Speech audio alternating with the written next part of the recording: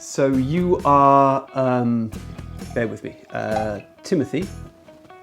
No, sorry, Dominic Smythe. That's right. It's hard to put the name to the game, isn't it? You know Planet Junk. I'm sorry. That's my previous game. Planet Junk. Jungle Jumble. And these are published games? Yeah. Well, who's the publisher? Game Crafter. So, what have you got to show me? Oh man, I've got something that is gonna blow your mind. Really? Yeah, I guarantee you've never seen anything like this before. It's gonna be bigger than Monopoly. Well, we'll see. But before we go on, would you mind signing this? What's this? It's a non-disclosure agreement to stop you stealing my idea. Will you sign it? No. So, tell me about your game. How does it work? In the year 3054, the Grand Imperial Dominator took control of the aeronautical fleet C-375. You see, the captain of the fleet was the Dominator's brother, and they'd had this feud going on since childhood. So it's a sci-fi game?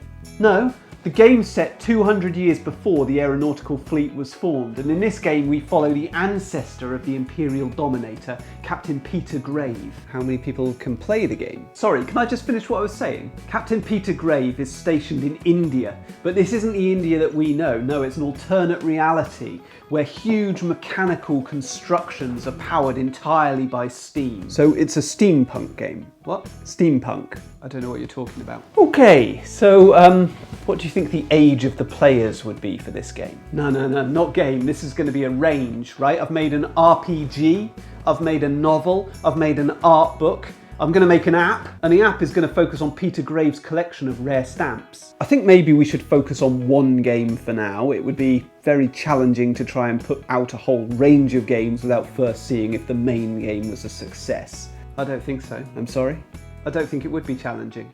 You don't? But Warhammer has a whole range of games set in that world. They've got miniatures games, they've got board games, they've got novels, they've even got a feature film. That's a very bold... And Magic the Gathering. There's a whole load of games set in that universe. Okay. And Gloomhaven. Could we focus on maybe what a player does on their turn? Right, so the game is all about negotiation. The players barter and screw each other over to make sure that they can get ahead. And on their turn? Oh, there's all sorts of epic deals that you can make that will propel you to victory. On their turn? Goods arrive in the marketplace and then players compete to make sure that they get the best stuff.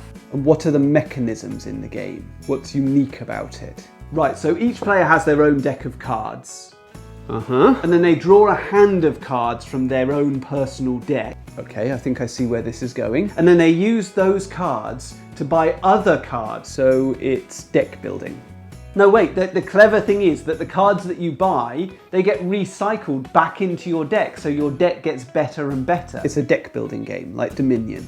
No, this game's like Marvel Legendary, except even better. So deck building could be fun, but you need a hook. So come on, what's new and exciting about your game? What makes it stand apart? Oh, the trading of resources is awesome. At the start, you've just got like basic stuff. But then as you go on in the game, you're going to swap that out for better and better stuff. And by the end, you're going to have really awesome stuff. That does sound rather a lot like quite a lot of other games. Have you checked out the awesome artwork? There's at least 200 other images like this in the game. Is this placeholder art? No, I commissioned it from a local artist. But what if we want to change the theme of the game? No, I wouldn't allow that.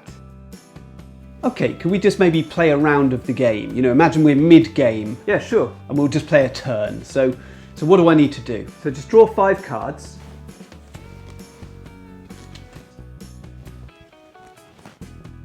My cards all say this card does nothing.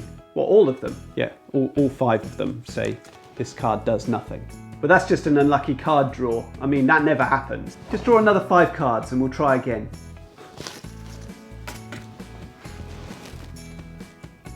Right, I'll play this Moneymaker card. Hang on. I'm playing an interrupt card, a fireball. You lose your turn.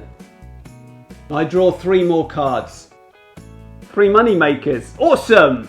So this is a pretty brutal competitive game. Well, no, that's not set in stone. What do you mean? Well, that's the great thing about it. I haven't decided. It could be competitive or it could be cooperative. It's up to you. What do you want? It seems to have quite a lot of components. Not really. How many cards? 600. And how many miniatures? About 100. Did you have a specific price point in mind? I don't know, I reckon about 30 quid. I'm not an expert though, I mean that's why I'm here to speak to you. Dominic, I'm not sure this game is for us. Oh no, it definitely is. Have you played any of our games? Yeah, of course I have. I've played loads of them. So which of our games have you enjoyed? I'm no good with names. You don't have to give me names, just could you describe one? Hang on, did you make the Vampires of Crowtown? No. No. Our most popular game last year was Squirty Spaniel, which is a junior version of our popular party game Runny Rooster. We make games for children and young families. Well, I still think you'd make a lot more money with my game. Did I tell you about the Grand Imperial Dominator's pet parrot?